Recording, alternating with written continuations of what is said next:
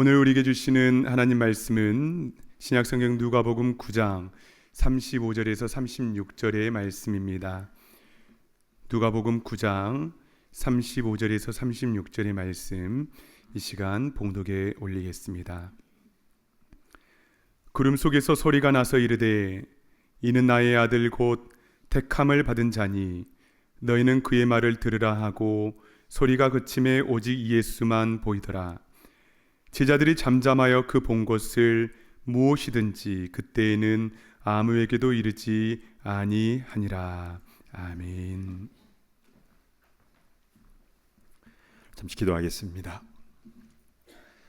하나님 아버지, 주의 말씀 하나도 놓치지 않고 잘 들을 수 있는 겸손한 귀와 그 마음을 우리에게 허락하여 주옵소서. 주신 말씀 우리 마음에 새기며 그 말씀 붙잡고 나아가는 그런 복된 귀한 주의 성도들, 일꾼들 다 되게 하여 주시옵소서. 주실 은혜 사모하며 예수님의 이름으로 간절히 기도드리옵나이다. 아멘. 오늘은 오직 예수만이라는 제목으로 하나님 말씀을 증거하겠습니다. 우리가 봉독한 누가복음 9장에 나오는 이 변화산 사건은 매우 유명한 성경의 사건이지요. 마태복음 17장과 마가복음 9장에도 기록되어 있는 내용입니다. 예수님께서 높은 산에 세 명의 제자들을 데리고 올라가셨는데 영광스러운 모습으로 변화되셨다. 그리고 그 모습을 본 베드로는 여기가 좋사오니 초막셋을 짓겠다라고 말한 내용입니다. 그 산이 정확히 어딘가에 대해서는 역사 속에서 여러 의견들이 있었습니다. 그 중에서도 두 개의 장소가 유력한데요. 오래전에는 다볼산이 변화산이라고 생각을 했습니다. 다볼산은요, 나사렛 바로 옆에 있는 봉우리가 딱 하나가 있는 아주 멋있게 생긴 산인데요. 멋있으니까 이곳이 변화산이 아닌가, 오래전에는 그렇게 생각을 했던 것 같아요.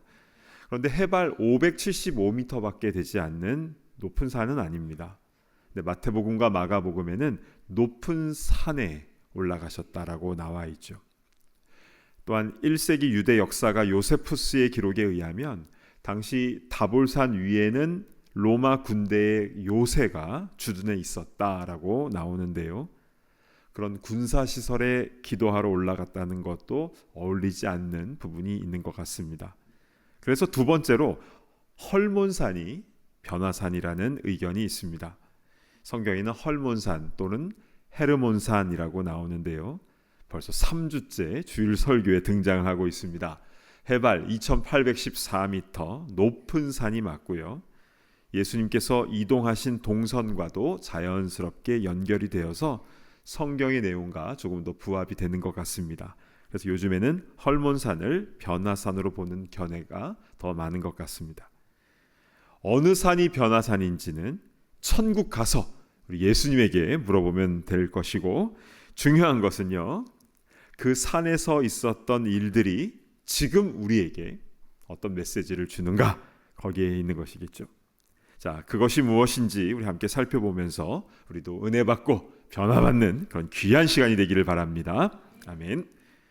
먼저 그 산에서 어떤 일이 있었는지부터 살펴보겠는데요. 누가복음 9장 28절을 보시겠습니다. 이 말씀을 하신 후 8일쯤 되어 예수께서 베드로와 요한과 야고보를 데리고 기도하시러 산에 올라가사. 자, 예수님께서 세 명의 제자들을 데리고 산에 오르셨는데 그 이유는 무엇입니까? 기도하시러 산에 올라가셨습니다.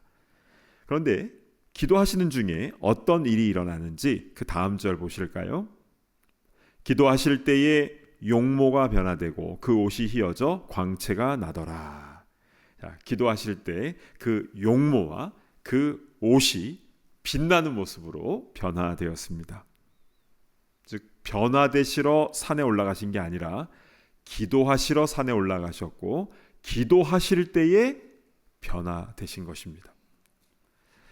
이 부분에 대해서 마가복음에서는요, 빨래하는 자가 그렇게 희귀할 수 없을 만큼 너무너무 빛났다라고 기록이 되어 있는데요. 그러니까 천국에서의 예수님의 모습이 잠시 동안 그 산 위에서 나타나게 된 것입니다. 요한계시록에는요, 예수님의 얼굴은 해가 힘있게 비치는 것 같다고 천국의 모습이 기록이 되어 있거든요. 자, 그런데요, 그렇게 빛나게 변화되신 예수님 곁에 문득 두 사람이 나타나는데 그들이 누구인지 9장 30절을 보시겠습니다. 문득 두 사람이 예수와 함께 말하니 이는 모세와 엘리야라. 여러분, 수많은 천국 백성들 중에 왜 하필 모세와 엘리야가 변화산으로 내려온 것일까요? 구약 시대에는요, 아브라함, 노아, 에녹, 다윗 같은 중요한 인물들이 너무 많잖아요. 그런데 그 중에서 왜 모세와 엘리야입니까? 정답은 하나님께서 너희 둘 가라 보내셨으니까 예, 알겠습니다 하고 내려왔겠지요. 그러면 왜 하나님께서는 그 둘을 내려보내신 것입니까? 그들이 각각 상징하는 것이 있습니다. 모세는 구약의 율법을 대표하는 인물이고요. 엘리야는 구약의 선지자를 대표하는 인물인 것입니다. 율법과 선지자, 이거를 잘 기억해 두시기 바랍니다. 성경에요, 한 율법사가 예수님께 찾아와서 예수님, 어느 계명이 가장 큰 계명이냐고 질문하는 장면이 있지요. 그때 예수님께서는 첫째, 내 마음과 뜻과 정성을 다하여 주 너의 하나님을 사랑하라. 둘째도 이와 같으니 내 이웃을 내 자신처럼 내 몸과 같이 사랑하라 말씀하시면서 이 두 계명이 무엇이라고 하시는지 마태복음 22장 40절 보시겠습니다. 이 두 계명이 온 율법과 선지자의 강령이니라.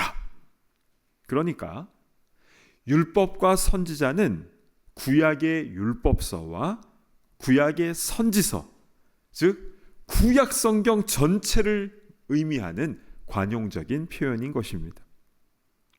그럼 다시 본문으로 돌아와서요, 변화산에서 우리 예수님께서는 구약의 율법을 대표하는 모세와 선지자를 대표하는 엘리야와 함께 만났다는 것은 무엇을 의미하는 것입니까? 네, 구약 율법과 선지서에 기록된 메시아 예언이 예수님을 통해서 성취됨을 보여주는 신학적으로 매우 중요한 의미가 담겨져 있는 것입니다. 자, 그러면 예수님께서는 모세와 엘리야와 어떤 이야기를 나누셨을까요? 누가복음 9장 31절에 그 대화의 주제가 나와 있는데요. 한번 보실까요? 영광 중에 나타나서 장차 예수께서 예루살렘에서 별세하실 것을 말할세. 별세, 즉 죽는 것을 말하는 거죠. 그렇습니다. 그 모임의 대화의 주제는 바로 예수님의 십자가에서의 죽으심이었던 것이었습니다. 해처럼 빛나는 영광스러운 모습과는 어울리지 않는 고난과 죽음에 대해서 그들과 얘기를 나누셨다라는 사실. 그런데요, 이 별세에 해당하는 그 헬라어 단어가요, 매우 특별합니다. 헬라어 단어로 엑소도스라는 단어가 쓰였습니다. 출애굽기를 영어로 엑소더스라고 하지 않습니까? 네. 첫 번째 유월절이 있고 나서 애굽을 빠져나왔던 그 유명한 사건이 바로 엑소더스, 출애굽입니다. 그런데요, 이 헬라어 엑소도스는 두 가지 의미가 있습니다. 첫째는 죽는다, 둘째는 떠난다. 더블 미닝인데요, 이 두 의미가 각각 얼마나 중요한지 모르겠습니다. 그러니까 첫 번째 의미, 예수님께서 친히 유월절 어린 양의 제물이 되어 죽으심으로. 두 번째 의미, 우리를 그 애굽, 즉 죄와 율법과 사망에서 떠나게 하신 줄로 믿으시길 바랍니다. 아멘. 이것이 바로 십자가의 능력인 것이지요.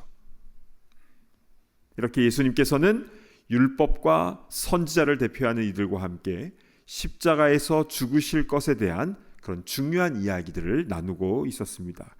그런데 그때 세 명의 제자들은 어떤 일을 했는지 누가복음 9장 32절을 보시겠습니다. 베드로와 및 함께 있는 자들이 깊이 졸다가 온전히 깨어나 예수의 영광과 및 함께 선 두 사람을 보더니 이들은 깊이 졸다가 온전히 깨어나서 그러니까 fully awake, 즉 꿈꾼 것을 본 것이 아니라는 것이죠. 이들은 빛나는 영광스러운 예수님과 모세와 엘리야를 보게 된 것입니다. 여기서 우리가 먼저 좀 짚어야 할 것이 있습니다. 왜 제자들은 기도할 때마다 항상 조는 것일까요? 지금 여기에는 조시는 분이 한 분도 안 계시는데, 우리 예수님은요 밤에 기도하시고 또 낮에 사역하시느라 주로 배 타고 이동하실 때 주무셨죠. 얼마나 피곤하셨는지 풍랑이 일어도 일어나지 못하셨습니다. 그래서 막 깨우고 막 그랬죠. 그런데 제자들은요 꼭 기도할 때 좁니다. 겟세마네에서도 그러지 않았습니까? 물론 우리 하나님께서는 사랑하는 자에게 잠을 주시는 분이시지만 잠은 집에서 자는 거지 왜 기도 시간에 자꾸 눈이 감기는 겁니까? 자, 우리는요 기도만 하려고 하면 잠이 오는 이런 현상에 대해서 좀 성경적으로 분석을 해야 됩니다. 예수님께서 마태복음 26장 41절에 이렇게 말씀하셨지요. 시험에 들지 않게 깨어 기도하라. 마음에는 원이로되 육신이 약하도다 하시고, 마음에는 원하지만 육신이 약하면 졸 수가 있습니다. 너무 기도하고 싶은데 몸이 약하거나 너무 피곤하면 눈이 감길 수밖에 없는 것 아니겠습니까? 그래서요 기도 생활 잘 하기 위해서는 체력도 필요합니다. 우리가 건강을 위해서 기도할 때 주여 건강 회복시켜 주옵소서 이렇게 기도하기보다 주여 기도할 수 있는 건강한 몸을 주옵소서 이렇게 기도해야 되는 겁니다. 또한 선교하며 복음 전할 수 있도록 무릎과 발목과 고관절과 허리 통증을 회복시켜 주옵소서. 이렇게 구체적으로 주님 나라를 위해서 그렇게 간구할 때에 우리 주님께서는 더 분명하게 응답하여 주실 줄 믿습니다. 아멘. 기도를 구체적으로 하시기 바랍니다. 자, 그런데요 기도에 대한 이 말씀에서 또 한 가지 중요한 것이 있죠. 41절 전반절을 다시 보시면요 시험에 들지 않게 깨어 기도하라. 이게 무슨 말씀입니까? 기도하지 않으면 시험 든다는 겁니다. 여기서 시험이란 저 시험 들었어요 이 상처받았다는 말이 아니라 유혹, 템테이션의 의미입니다. 그렇습니다. 기도하지 않으면 세상 유혹에 쉽게 빠지게 되는 것이고 시험 드는 것입니다. 실제로 겟세마네에서요 계속 꾸벅꾸벅 졸던 제자들이 어떻게 됩니까? 혈기의 템테이션을 이기지 못했던 베드로는요 칼을 휘둘러서 남의 귀를 베어버렸습니다. 두려움의 템테이션에 사로잡힌 제자들은요 예수님을 버리고 뿔뿔이 흩어져 도망가는, 심지어 한 청년은 옷을 버려두고 도망가는 그런 안타까운 일이 벌어지게 되었죠. 그래서 우리는 시험에 들지 않도록 유혹에 빠지지 않도록 늘 깨어서 기도해야 되는 줄로 믿습니다. 아멘. 자, 이 변화산에서의 3명의 제자들은 자다가 일어나서 무슨 말을 하는지 우리 33절 전반부 말씀을 한번 보실까요? 두 사람이 떠날 때에 베드로가 예수께 여짜오되 주여 우리가 여기 있는 것이 좋사오니 우리가 초막 셋을 짓되, 여기가 좋사오니 초막 셋을 짓겠다라고 했습니다. 베드로는 예수님을 위해, 모세를 위해, 엘리야를 위해서 공간을 만들어 드리고 싶다라는 것인데요. 근데 그 산 위에다가 그렇게 초막 짓는 것이 무슨 뜻일까요? 33절 하반절을 한번 보시면요, 마지막에 자기가 하는 말을 자기도 알지 못하더라. 즉 자다 일어나서 횡설수설한 것이었습니다. 그런데 여러분, 베드로의 이 말 속에는 무의식적으로 사람의 본능이 담겨져 있음을 보게 됩니다.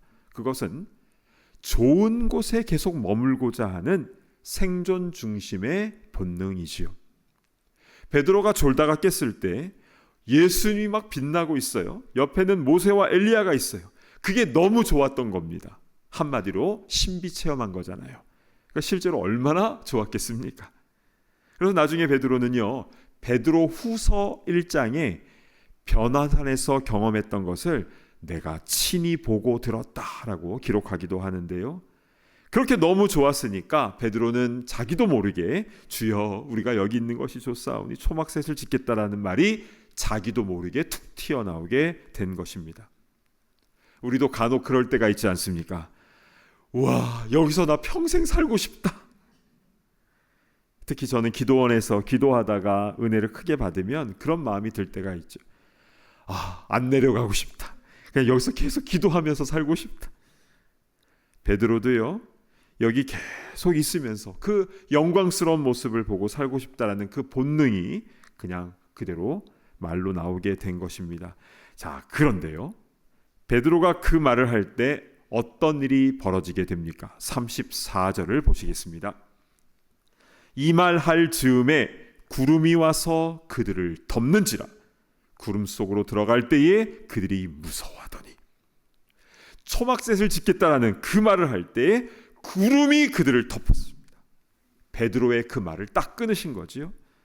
성경의 구름은요, 그냥 구름이 아니라 하나님의 강한 임재가 있을 때 나타나는 현상인데요. 그래서 제자들은 두려웠던 거죠. 그리고 구름 속에서 하나님의 음성이 들리는데 오늘 본문인 35절 말씀을 제가 봉독합니다. 구름 속에서 소리가 나서 이르되 이는 나의 아들 곧 택함을 받은 자니 너희는 그의 말을 들으라 하고. 너희는 그의 말을 들으라. 예수님 말씀 들어라. 이 음성이 울려 퍼집니다. 그리고 나서 보니까 모세와 엘리야는 없고 예수님은 원래 모습으로 돌아오셨습니다. 이것이 변화산 사건의 전체적인 내용인 것이죠. 여러분, 우리는 이 사건 안에서 분명하게 대조가 되는 두 케이스를 보게 됩니다. 하나는 예루살렘에서 별세하실 것에 대해서 구약의 인물들과 대화를 나누신 사명 중심의 예수님의 모습이고요. 또 다른 한쪽은 여기가 좋사오니 초막셋을 짓겠다라는 생존 중심의 베드로의 모습입니다. 여러분, 어느 쪽이 생명의 길입니까? 물론 주님의 영광이 있는 곳에 머무르는 것도 좋습니다. 그런 경험이 우리에겐 필요합니다. 그러나 그곳에 계속 초막을 짓고 머물고자 하는 것은 인간의 생존 중심의 본능이라는 것이죠. 매우 종교적이지만 그러나 생존 중심입니다. 왜냐하면 나의 만족에 초점이 맞춰 있기 때문입니다. 그러나 주님께서는 우리에게 이러한 생존 중심이 아니라 십자가의 사명 중심의 삶을 살라고 말씀하신 것이고, 그리고 그 길을 직접 걸어 나가십니다. 그렇게 예수님은 십자가에서 우리를 위하여 피 흘려 죽으심으로 인류 구원의 길, 생명의 길이 우리에게 열려지게 된 줄로 믿습니다. 아멘. 자, 이것을 더 정확하게 이해하기 위해서는요, 이 변화산 사건이 시작되는 9장 28절 말씀으로 다시 가보셔야 됩니다. 자, 앞에 전반부를 보시면요, 이 말씀을 하신 후 8일쯤 되어.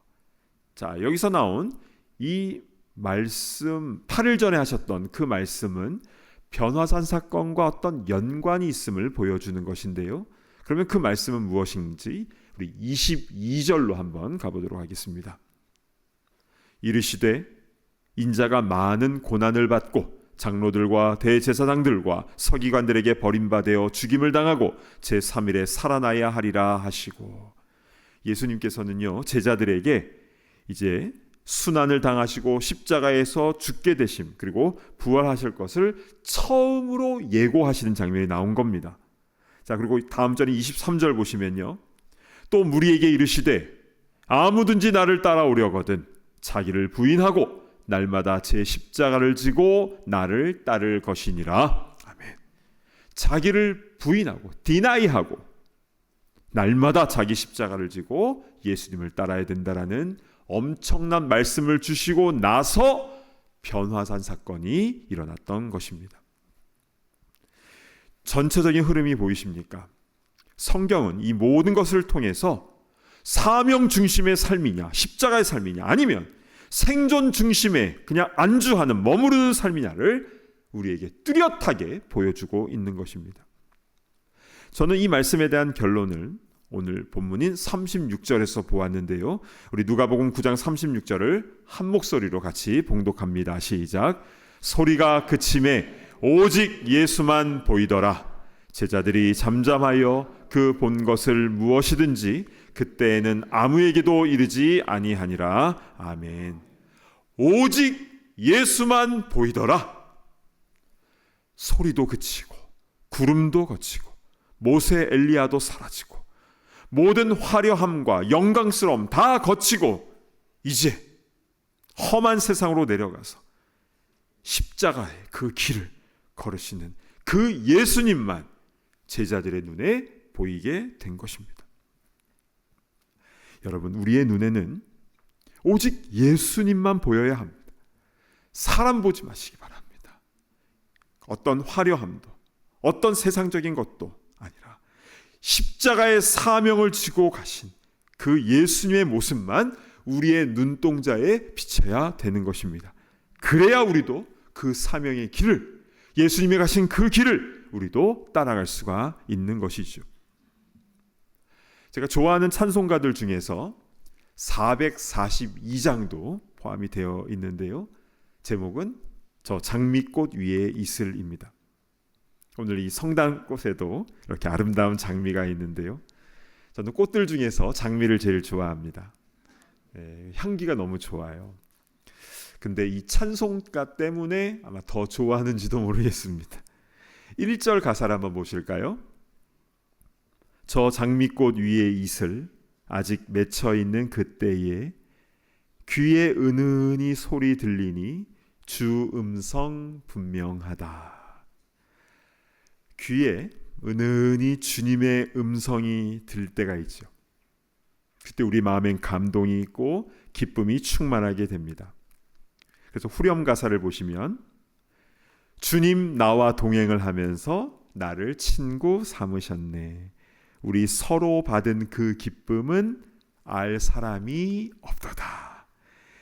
우리 서로 받은 그 기쁨이라고 했습니다. 그러니까 나만 기쁜 게 아니라 주님도 기쁘시다라는 것인데요. 그 기쁨은 알 사람이 없다. 이것은 본인 외에는, 당사자 외에는 어느 누구도 그 기쁨을 알 수 없다라는 시적인 표현인 것이죠. 자, 그런데요, 저는 3절 가사에서 정신이 확 듭니다. 3절. 밤 깊도록 동산 안에 주와 함께 있으려 하나 괴로운 세상에 할 일 많아서 날 가라 명하신다. 사실 우리는 동산에서 늘 주님과 함께 있고 싶죠. 그러나 이 괴로운 세상에, 이 악한 세상에 할 일이 많기에 주님께서 우리를 가라 명하시는 것입니다. 그게 사명이고 그것이 자기 십자가를 지고 나아가는 제자의 모습인 것입니다.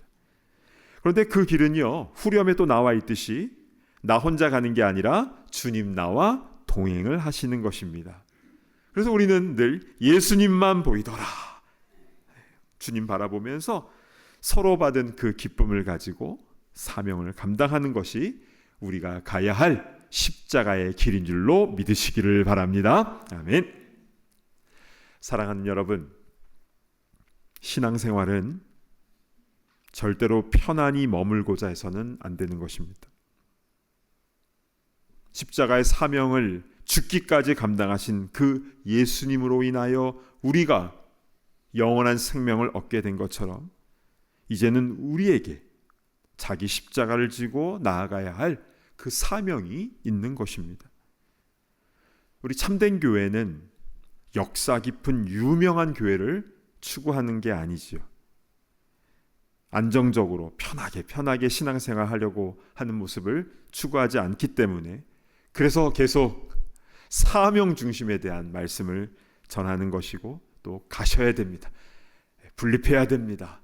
또 미자립교회로 나가야 됩니다. 선교 가야 됩니다. 계속 말씀을 하고 있는 것입니다. 그런데 어느 때부턴가 전체적으로 보면 우리가 편안함에 안주하려고 하는 모습이 자꾸 생기는 것 같아요. 특별히 팬데믹을 지나면서. 그런데요, 우리의 눈에는 오직 예수님만 보여야 되는 줄로 믿습니다. 엑소도스, 예수님처럼 죽어지고 예수님처럼 사명 가지고 나아감으로 인하여 주님께서 기뻐하시며 주님께서 본을 보이신 그 길로 우리도 한 걸음 한 걸음 주님과 함께 나아가는 그런 주님의 귀한 일꾼들, 제자들이 다 되어야 한 줄로 믿습니다. 아멘. 우리 찬송가 442장, 우리 저 장미꽃 위에 이슬, 우리 1절과 3절 함께 부르도록 하겠습니다.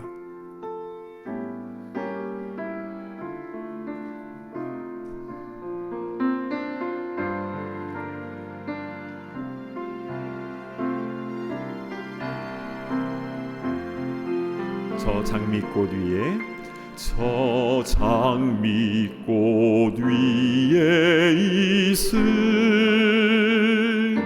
아직 맺혀 있는 그때에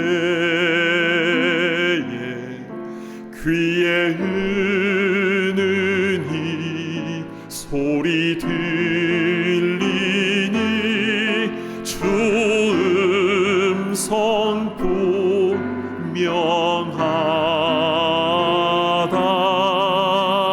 주님 나와 동행을 하면서 나를 친구 삼으셨네. 우리 서로 받은 그 기쁨은 알 사람이 없도다. 우리 목소리로만 찬양할까요? 밤 깊도록 동산하네 주와 함께 있으려 하나. 괴로운 세상에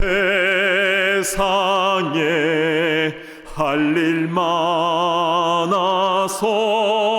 날 가라 명하신다.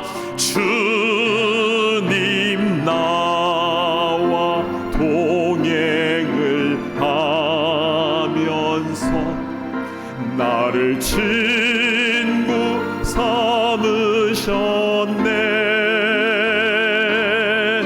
우리 서로 받은 그 기쁨은 알 사람이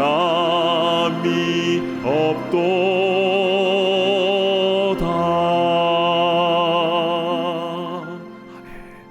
우리 시간 눈을 감고 기도하겠습니다. 우리는 지금 다 예배 자리에 나와 있습니다. 교회에서 봉사하시는 분들도 많이 계시죠. 그러나 나의 모습을 한번 진솔하게 돌아봤으면 좋겠습니다. 나는 혹시 생존 중심으로 신앙생활을 하고 있지는 않은지. 우리 함께 오늘 주신 말씀을 붙잡고 함께 기도할 때에 오직 예수만 보이도록, 사람 생각하는 것이 아니라 예수님 바라보며 예수님이 가신 그 길을 따라가게 하여 주옵소서. 우리 함께 주여 한번 외치며 통성으로 기도하며 나아갑니다. 주여. 아버지 하나님, 우리를 불쌍히 여겨 주시옵소서. 아버지 하나님, 우리를 불쌍히 여겨 주시옵소서.